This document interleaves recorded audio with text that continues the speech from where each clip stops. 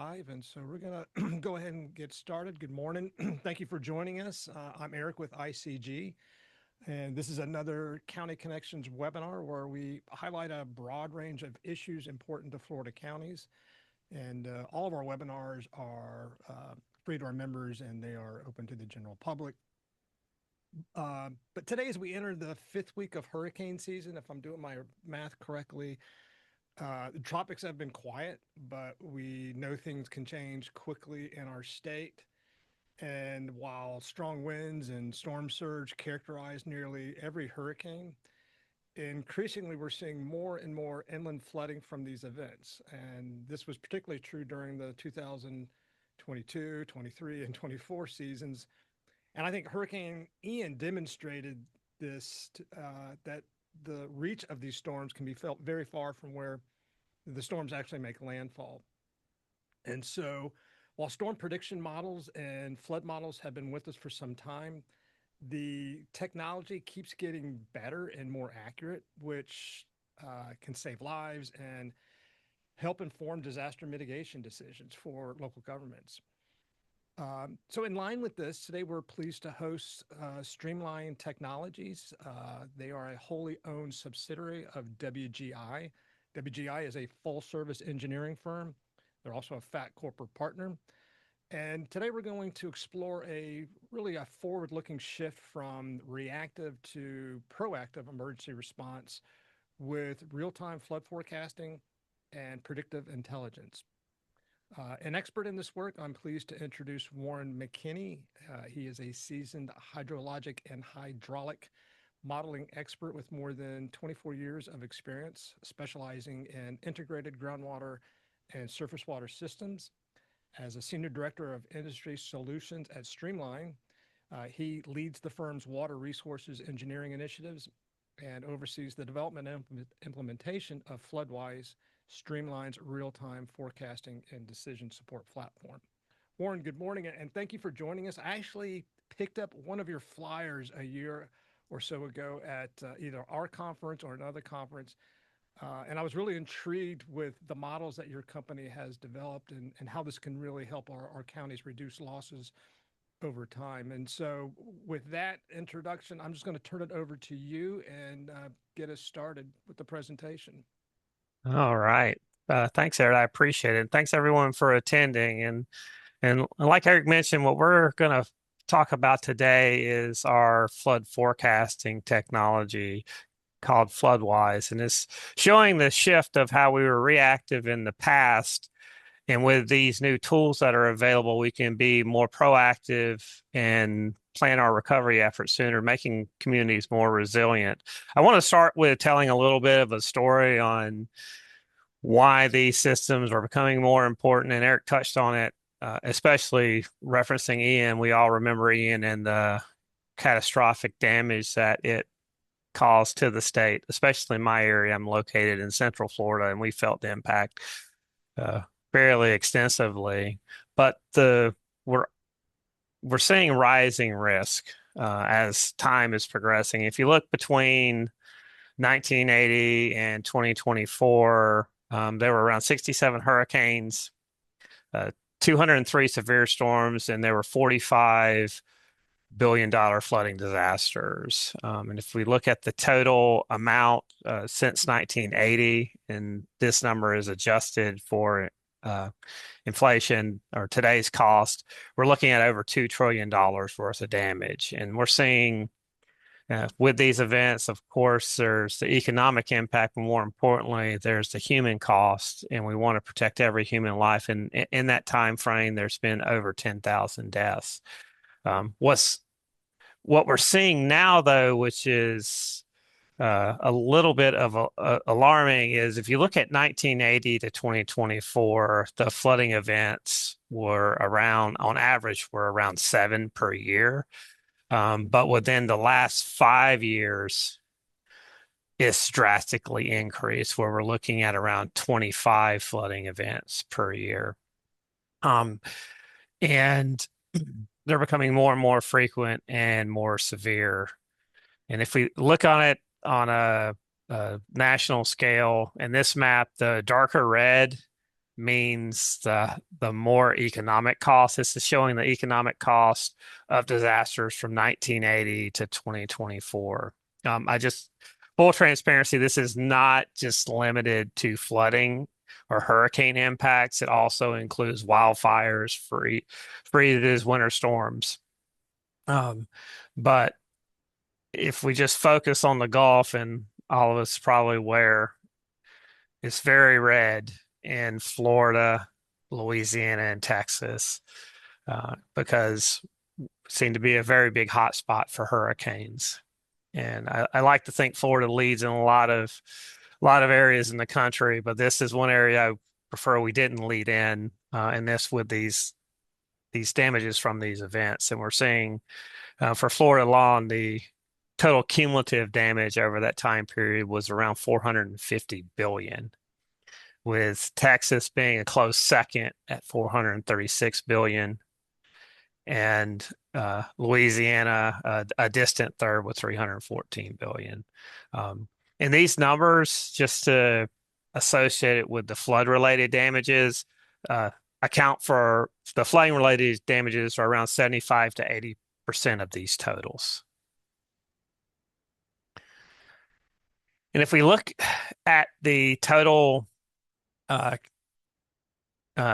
cost of each of these events and how the number of these events occur over from decade to decade, and this table shows the 1980s, the 1990s, and 2000 and 2010s, and also some of the more recent years up through 2024.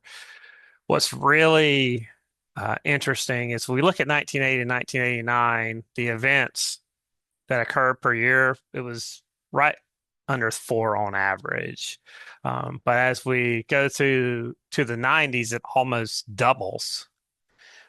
In 2000, it's fairly consistent with the 1990s, but as soon as we get in the 2010s, it doubles again. So we're around 13.1 over those decades. And if we look at 2020 to 2024, that 5-year period,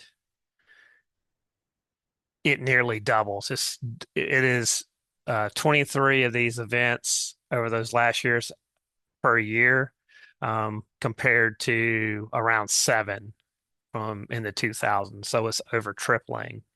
And you can look at the economic impact as well from these events that is steadily increasing. And we look at the last 4 years compared to 2010 to 2019, although the total number of 10 years is 994 billion over this 5-year period, is a substantial portion, 700, almost 750 billion. So we're just seeing this trend of these severe events occurring more and more often. And a lot of it has to do with how rainfall intensity and rainfall is changing over time. If you look at the average trends of rainfall, it tends to stay the same from way back in the 80s to now. But what's changing is the extremes. So we're seeing more intense storms now and more severe droughts than we were in the past. And the long-term trends is showing an increase. If we look at the Miami area in Southeast Florida from 1970 to 2024, you can see that the climate is shifting and there's a gradual increase in rainfall intensity. So from 1970 to 2024, it's around a 12% increase, showing that the rainfall is becoming more and more severe. And then we're kind of seeing the same type of trends in the other areas that we point out were some of the areas that are significantly impacted back from the 80s. New Orleans and Louisiana is also seeing a fairly large increase from 1970, around 9%. And then Houston has the most significant increase at around 22%. So we're seeing this upward trend of the higher rainfall intensities. We're also seeing that the sea level is increasing. And this map to the right, let's say, let's start on the left. It shows the change in sea level from 1993 to 2008. And just to get a sense of scale, this is in millimeters. So it's about 25.4 millimeters is an inch, but we can see the steady increase from 1880 to 2010. The map to the right, looking at these arrows, will show the severity of the increase based on these trends. Um, Green shows a more minimal increase. Yellow and orange are more severe, and red's a more significant increase. In Florida, most of the increases are in the yellow to orange range. And you can see in some of the areas of Texas and Louisiana, they have more severe increases in the tide sea level rising. But we're continuously seeing this trend where there's an increase over time.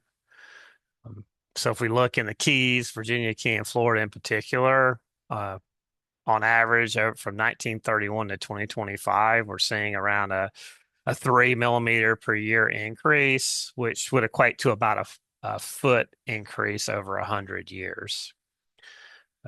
In other areas of the Gulf, like Grand Isle, Louisiana, they're seeing a much more substantial increase. It's almost 3 times of what's being observed in Virginia Key, but that is around 9 millimeters per year, which equates to about 3 feet over a 100-year period from. And then Houston area, Eagle Point in Texas. Actually, I'm sorry, it's Eagle Point, Houston's further this way to the west, but they're seeing around a 12 millimeter a year increase.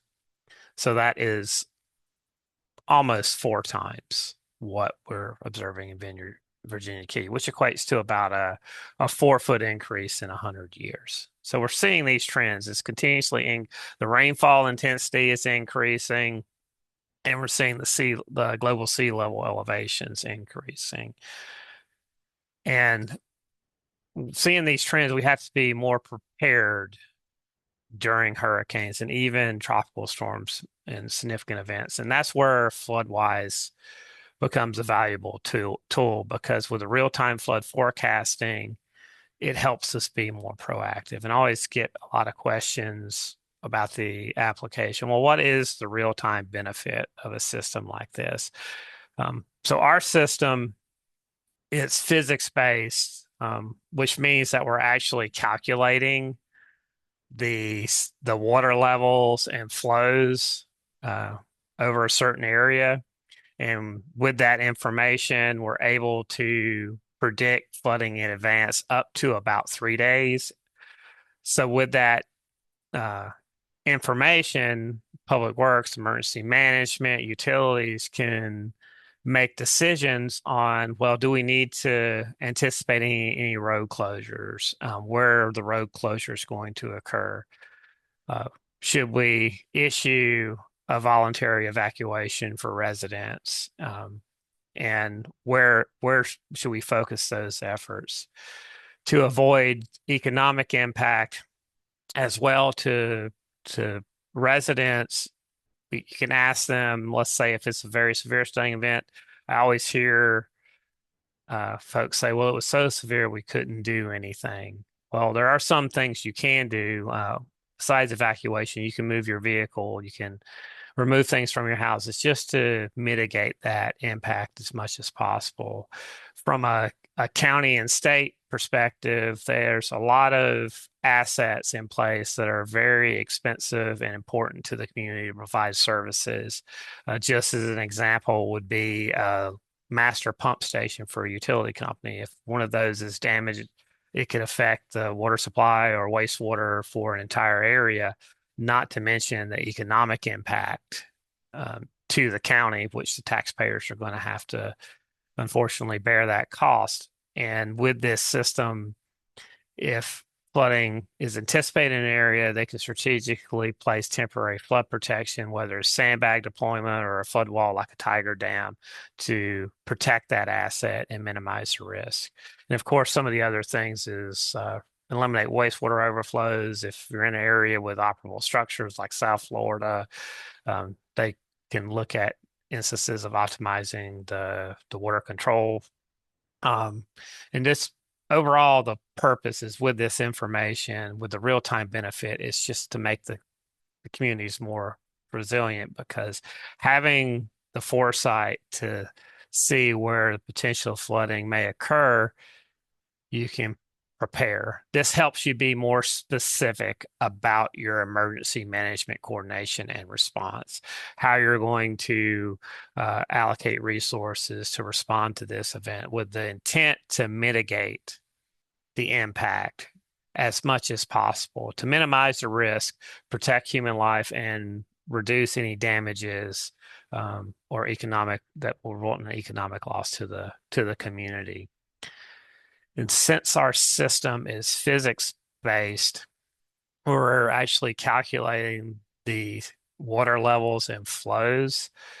We can see how quickly floodwaters will recover. And with that information, it's possible to accelerate the recovery effort, because you can see where areas where the flooding is recurring more quickly. You can have your emergency crews placed more strategically in areas so they can help people retain their lives and recover from these events more quick, in a quicker amount of time. So with our system, it's a very high level overview of how it works, just to make everyone aware is.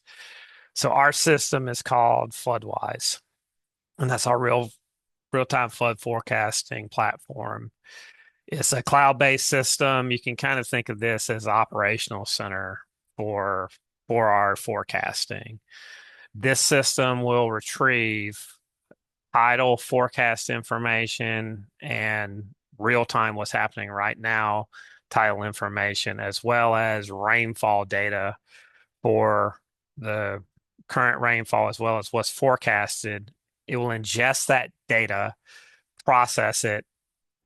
We archive the data as well, and then we send the information that's necessary to our numerical engine, which we call Stormwise.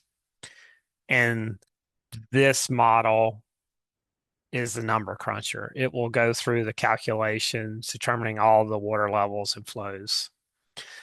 That the water level and flow information, as it's processed, will be returned to our FloodWise and our FloodWise application, and that system will then take that information and send it and display it onto an outward-facing dashboard. And the dashboard itself is what our users interact with, and that is what is leveraged to identify risk or flood risk. And what we're using is a concept we refer to as flood risk points. And a flood risk point, just for a very simple description, it's a location to identify risk, flood risk, and it can represent anything that is important to the community. So some examples that most communities want to include, and we tailor these based on the community needs. Streets, of course, because again, we want to make sure that we're aware, or if there's an area that's going to flood and the streets are going to flood, if we need to develop an alternate route or close down a roadway, that's important. Residential properties and houses are also something that may be of importance to the community. Utility assets or lift stations or facilities are important. Emergency management personnel from law enforcement and fire stations, absolutely critical to include those facilities. Also, any medical hospital or assisted living facilities are important. I know in in Central Florida, I recall during Ian that we had such significant flooding that a assisted living facility became flooded, which was a major concern. And of course, schools, and really we can expand this to whatever the community needs are. So with each of these flood point, we strategically place a point at each location. In these locations, they are related back to that number cruncher that I was referring to called Stormwise, where we're calculating the water or flood depth at each of these points. Now, the way that we identify if a location is flooding or not is with a simple symbology, a visual cue for you all to look at a dashboard and determine if flooding is occurring. So if a point is green, it means there's no flooding. If it's orange, it indicates there's shallow flooding. You can think of shallow flooding such as a yard flooding, or if it's a roadway, maybe there is some flooding where one travel lane is inundated, but maybe not both travel lanes, or there's flooding on the uh, some significant flooding along the gutter, but it's still passable for a roadway. Um, it's an area you definitely want to keep an eye on, but it's not a severe level of flooding. And if the flood depth gets to a level where flooding inundates a roadway, let's say if the flooding depth is over a foot, water depth on a roadway a foot or higher with a high enough velocity can wash a car off the road, which is of concern. Or if the flood depth is at an elevation that's above the finished floor of a structure where it's actually getting into the structure, they will display as red, which is the severe flooding. And we refer to these different flood warning elevations or flood elevation flags as a warning elevation for the shallow flooding and an alert elevation for the deep flooding. And from our dashboard, you can select any of the flood risk points. It'll pull up, display information about the location, the type of facility or flood risk point that's being selected. In this case, this is a utility. It will also provide the real-time stage and the warning and the alert stage. And these are the flags that will get flagged. So we select this point, and if any of these in these polylines or these lines, time series show the stage over time. Typically, we'll have a real-time simulation, what's happening now, or I should say near real time. There's a little bit of a lag of about 2 hours, depending on when the data becomes available. And then we'll have included up to 3 forecasts. So at any instance for the forecast, if the stage exceeds the warning or alert, they will be flagged on the dashboard. And we have a messaging system when that occurs that will alert you of when that flooding is happening. So it's like a flag to the users of the system. Hey, we're indicating the dashboard showing there's flooding. You want to go look at this to see if it's any actionable items. The beauty of the system is you don't have to be an engineer like me or a modeler. It is really an informational dashboard that's very intuitive that you can then leverage. You can also run or execute what we call what if scenarios. For example, let's say that the NOAA forecast indicates there's going to be 6 inches of rainfall, but you're saying, well, what happens if there's 8 inches of rainfall? How does that change what's going to happen in this particular area? You can run that scenario to see how the flooding changes in that particular instance. But it's really a powerful tool where you can make these decisions and leverage the data to be proactive.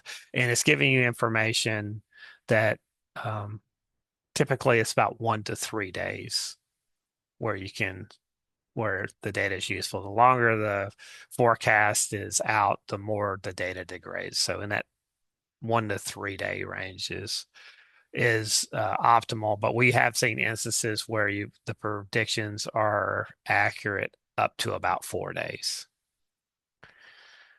Um, for the flood risk points, one of the things that we've recently have done as well is introduce different types of symbology or symbols to represent these points. And the reasoning behind that is we can isolate particular assets that are of importance to a community. And we developed these set of flood risk point symbologies based on customer feedback on what really is important to most of our users. Um, and this is what we developed. And a lot of them are saying, well, medical facilities are important, educational facilities are important, especially if they're hurricane shelters, any type of governmental facility. Also, utilities are a major concern for a lot of our users because a lot of the utility assets are very expensive to replace when they become damaged. And like I was saying before, anytime a flood risk point is identified to flood, a notification is sent out to the users. And we have two different methods to notify our users. They have to opt into the system, of course, but they can sign up to receive a text notification, or they can also opt in to receive an email notification.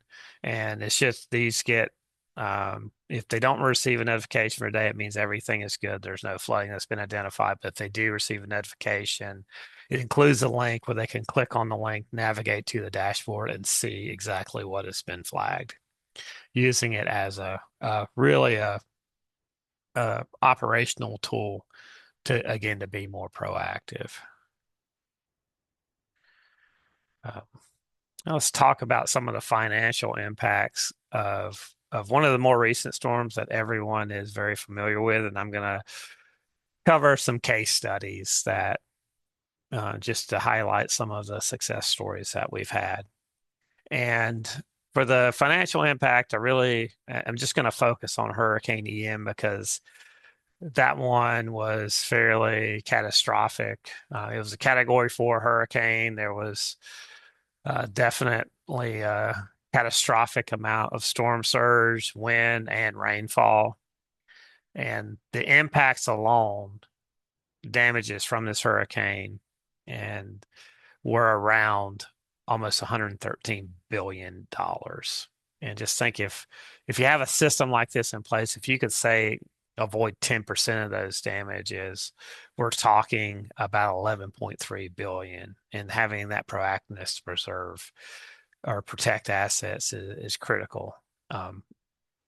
And this storm was fairly significant. It covered the whole state. You can see from the size of the storm that it was almost as large as the state of Florida, and especially in the Central Florida area where I'm at, there was extensive flooding.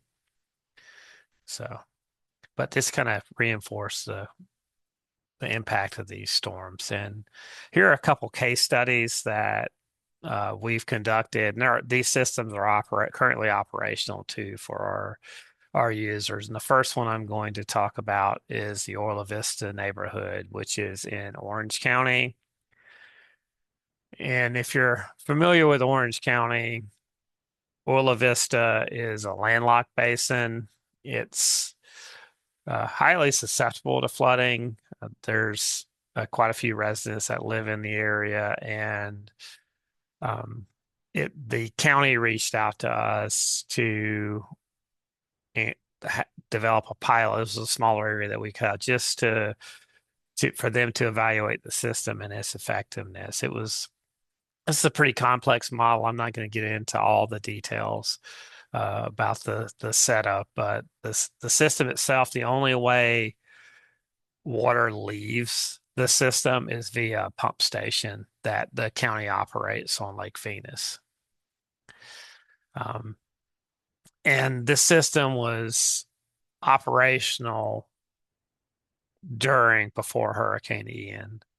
So the county was able to leverage this during Hurricane Ian, and were uh, they were in close coordination with the county during Ian. They were observing the dashboard. We also ran several rainfall scenarios, just collecting information with the county for the county to make decisions on how they should respond to this event. And with Hurricane Ian, we predicted flooding up to about 3 days in advance, and it was fairly extensive flooding.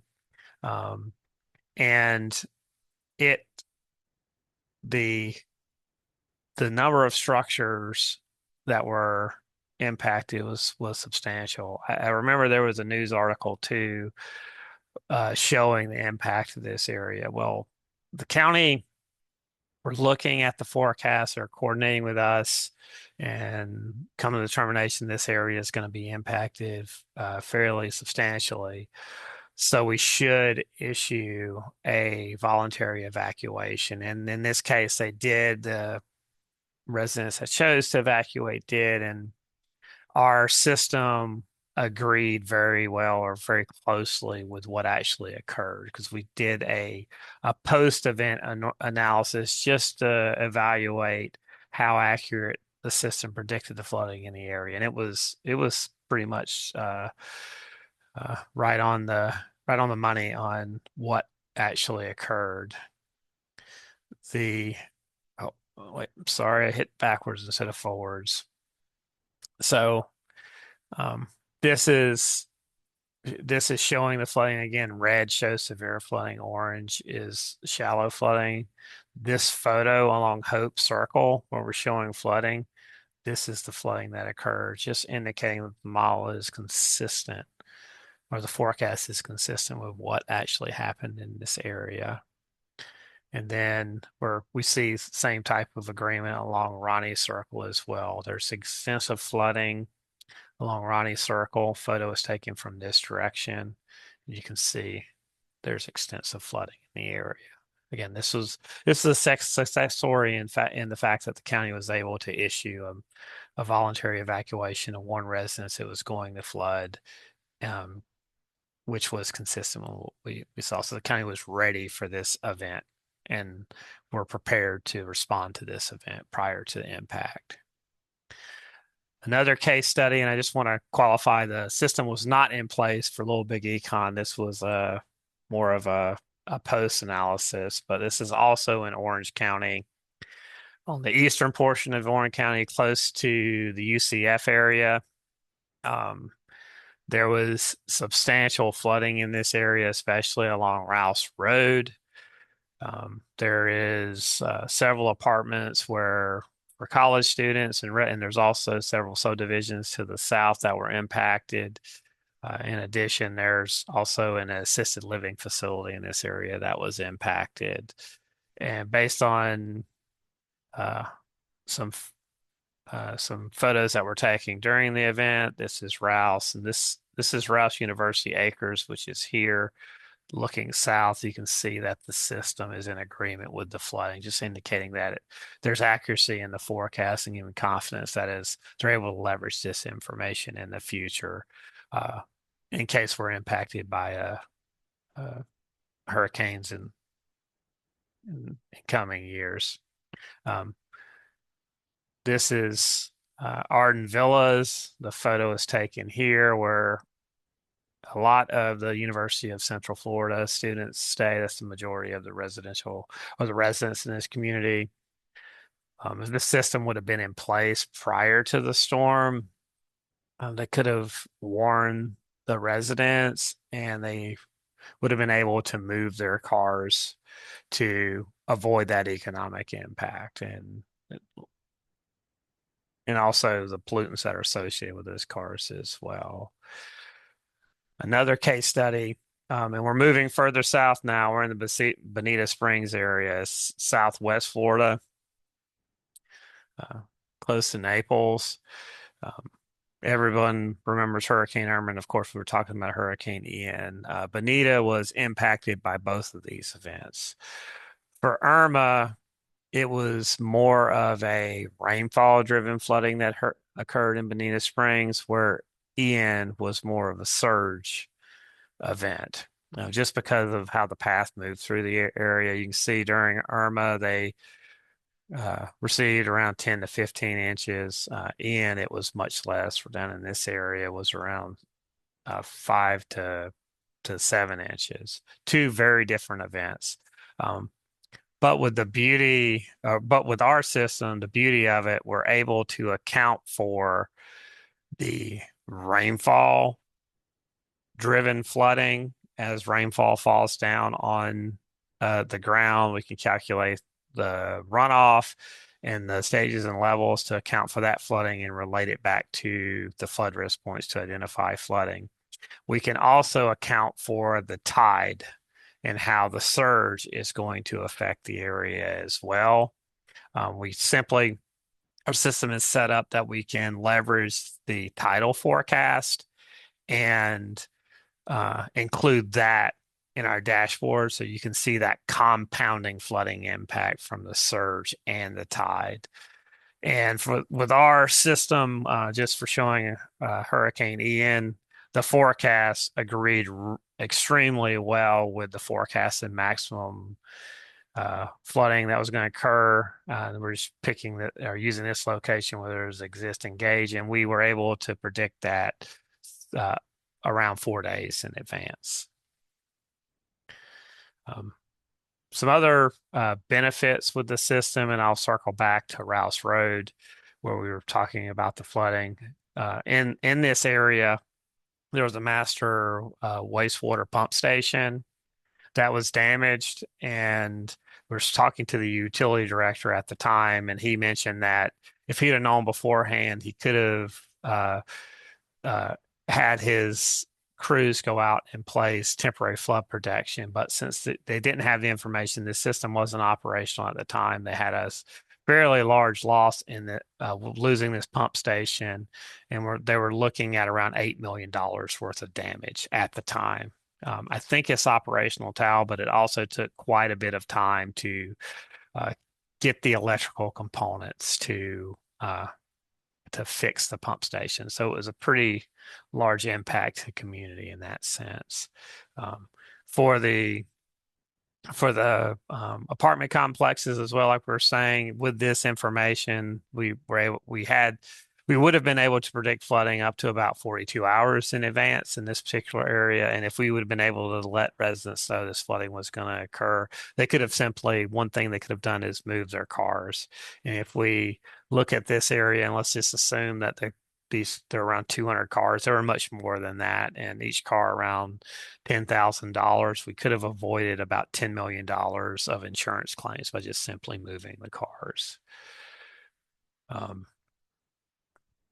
And some other enhancements that we've added to the system as well, and these are pretty recent enhancements per user request, is the ability to include portable emergency pumps in the system. The counties typically will have emergency pumps that they'll deploy sometimes prior, definitely after storm events to recover or recover water levels much more quickly. We have the capability to incorporate those pumps, and then the county can go in or the users go in and turn those pumps on and off as needed so the system is representative of how the county is actually managing the system and helps them manage their temporary pumps more effectively as well. So just a summary of benefits and talk about the acceptance. On a state level with Florida, yeah, we have a lot of acceptance in the state with the water management districts. St. John's Water Management District has the system for Upper St. John's. We're currently developing a system for Middle St. John's. Osceola County has two systems in place. Martin County has a system as well. Bonita Springs, of course, is one of the case studies. Manatee County has several systems in place, and we're almost finishing the majority of the western part of the county for Manatee County, and then Hillsborough County as well has a system in place. And Orange County is actually looking at doing a county-wide system based on the Orla Vista pilot study as well as the econ system they have in place, so they can prepare more, uh, uh, better prepared during these events in their EOC. Um, and with this, just from a technology standpoint, we're we've been in Florida for a very long time. Streamline Technologies has been around since the 80s. The Stormwise application that I referenced, the number cruncher, is one of the most widely used models for design in the state of Florida, well, along the Gulf Coast and the East Coast. And since we developed FloodWise, we're using the automated data retrieval for the rainfall, tide, and surge. We can integrate actual stage gauge information as well if there's an API available. Makes the system more resilient. And the fact that the dashboard itself is intuitive and user friendly, where you don't have to be a modeler to view the dashboard and interpret the results. Counties can use it and cities and communities can use it as an operational tool, again, to better prepare for these events, to mitigate the damages as much as possible and plan the recovery efforts. And the whole point of it is to gather information so they can make informed, proactive decisions during these events and post it and following the event so they can begin the recovery effort sooner, protect their assets, and of course, protect human lives. Um, this is a large overview on how to prepare the community. Really, all we need to set up the system is an existing H&H model, which a lot of communities have, and then we make it forecastable and do some testing, and then it becomes operational. And I'll leave the summary of benefits up just as we go through some questions. And, Yeah, and Warren, yeah, this is fantastic. This is to me, this is a game changer in many ways, and I wanted to ask you um, just a couple of questions on the kind of the underlying mapping. If you can go back to the previous slide, um, and so I'm sorry, go, yeah, uh, getting your let's go. community ready. Oh, Yes, this one. yeah.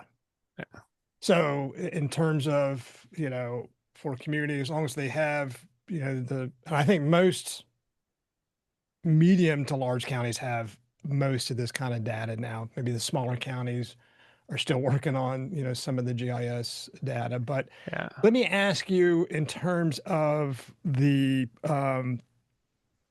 are you finding that some of this flooding is happening in flood zones that are not mapped or flood areas that are not mapped by FEMA firm maps? That's a good question, and well, the short answer is yes. So I hear this question a lot about why don't we use the FEMA maps to determine where flooding is going to occur? The FEMA, so a lot of the FEMA maps in Florida are dated, and the extent of the flooding really depends on the the level of detail in the underlying model that was used to map these systems. And a lot of communities are going through the process of updating these models. But FEMA only shows floodplains for the 100-year and the 500-year. That's the map. Ian was almost a 1,000-year event. So there's always, and that's part of the climate with those more intense storms occurring, that having a system like this, you're not limited to just focusing your efforts in the FEMA map floodplain. You can anticipate those larger events.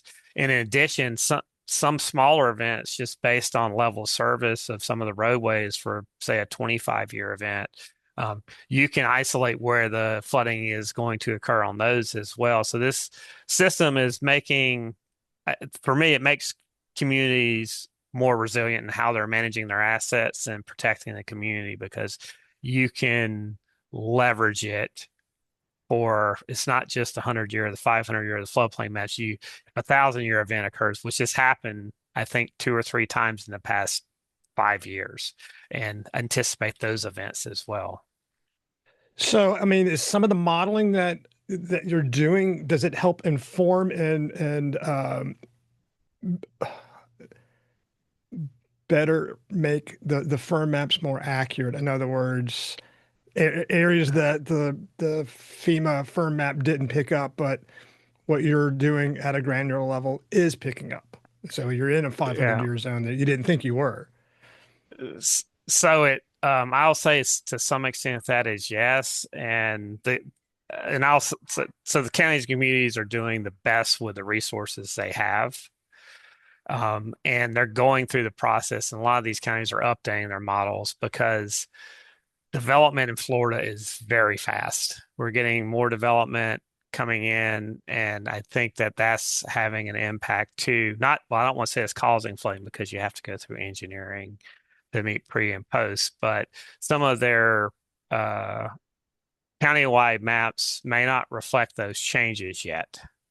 So it may be uh, inconsistent, I want to say. So they're going through and they're updating their information. A lot of the larger counties like Orange County, Hillsborough County, they have a lot of information and a lot of coverage on their H&H models. And then some of the I know some of the smaller counties are using grant funding as well to update their H&H models to get a better representation of the FEMA floodplain maps. So can you talk a little bit about your work with FEMA on some of this? And it would seem to me that, I mean, you gave the example in it was the Rouse Road Master Wastewater Hmm. Pump Station. All right, that was an $8 million impact. Hmm. Um, and more than likely, they the community put in a claim for public assistance to FEMA. FEMA is going to pay maybe 75% of that. The locals pay 12.5%. State comes in and maybe pays 12.5% match. I mean, it would seem to me that this is something that FEMA would like to support and encourage communities to incorporate into their preparedness and response modeling, right? So I'm just curious, what has your Uh, company's work been with FEMA? we haven't um, we haven't currently been working directly with FEMA. I know that we've gotten a lot of input from communities asking or wanting to see if having a system like this in place would improve their CRS rating, which would Right. lower their flood insurance costs, which I think is the logical step for this system, is that it could help the communities avoid those types of claims and those impacts. Yeah, I mean, I would think that would help your CRS rating for sure with FEMA. Yeah. Um, can you talk about you mentioned that in the one of the last maps places where you're working and you said Yeah. system and then you Yeah. said Orange County may have like a countywide. Is there a reason that you're only the communities are only asking for certain areas to be modeled versus I know there's a cost associated with the entire community. Um, some of it, some of it is they're starting, most of the communities want to have a pilot first, this to just kind of evaluate the system and the effectiveness before they commit to a county-wide system. And then it's been my experience they'll start the development or integrating these systems in highly developed areas where most of the population resides. Um, and then in some areas it may not be as critical. Maybe in some of the more rural ag areas it may not be as uh, uh, it may not be quite needed as quickly as, say, a coastal area like for example, city of Sarasota would be uh, a critical location just because of where it's located on the coast versus susceptible to storm surge, and that may be the area they want to focus on first, Right. and then they can look at doing a county-wide system. So, as a forecasting model, can we talk about the example you used in Orange County and Orla Vista? Is that an area that was known to flood in the past? Is that why the county wanted you to do work in that area? Yes, Orlo especially is known to be a area of concern just since it's landlocked and they have a pump station in that location for to to pump down the lakes. So that was why they selected that location for the pilot. And then then eventually they requested systems for the Econ River Basin, which we've we completed within the last 2 years, I think. That area, there's some known flooding. As Rouse was known to flood in that area that I pointed out. Um, and also there's a couple other hot spots within the county that in those particular watersheds were of concern. So that's why they selected that area. And And plus just to let you know, that area as well had existing models that were readily available too. So that drove the decision because they had all of the base information they needed to implement it much more quickly. so you were able to do a 3-day forecast for that area, and the post-storm review indicated that it was right on the mark. Yes. Yeah. That's amazing. And Again, yeah. I think this is a game changer, and um, insurance companies where people are able to move their cars and they save $10 million ought to be big proponents of this. So I think this is fantastic. Is there, I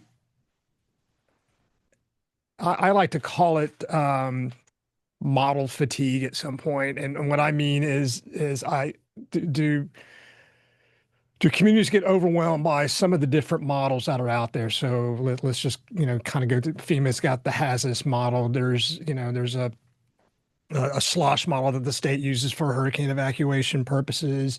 NOAA Digital Coast has a number of different models that are out there. I just wanted to get your thoughts on that. Like, how does a community kind of focus in on, the right model for the right event for the right area?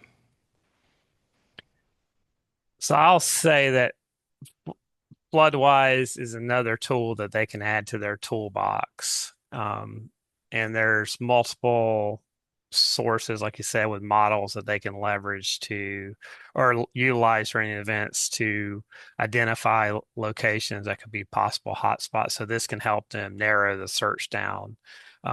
Definitely, there are communities that there's certain models really don't apply to them. Like surge model doesn't apply to Orange County. Right. Uh, so the community themselves, I think, with their public works, utilities folks, they know what they need to be able to address the questions that they have during these events. Um, and it, they're they're definitely from I think from a lot of our user perspective. I just want to state so our system is only as good as the rainfall forecast, which there is some variability in that. But they also realize that this is just another tool they can add to collect more information and to be more successful in how they manage these events and respond to these events when they're sitting in EOC making decisions on how they're going to allocate their staff, if they're going to end up needing to move assets and just making those key decisions as best they can. Yeah, and I would even think that, communities with their local mitigation strategies, and those are all, they use risk-based models, and then they identify future projects that might be, that can take advantage of post-disaster or even pre-disaster FEMA funding. My sense is that they could incorporate some of these models as a part of that Yeah, mitigation work. So, yeah, yeah. All right. Well, Warren, thank you for doing this. And anyone that's watching live or watching this as a recorded webinar later, if you want to get in touch with Warren, I think we will have the slides attached to the presentation, and you can reach him at streamline.tech, and we'll have all that contact information available on our website. And so, Warren, I want to thank you for coming on. This is a fascinating topic, and fingers crossed that we don't have a big hurricane this year. And hopefully, hate to say this, but I hope that the model doesn't have to get tested. But we know we need these type of informational tools out there. So thank you for coming on. Thank you.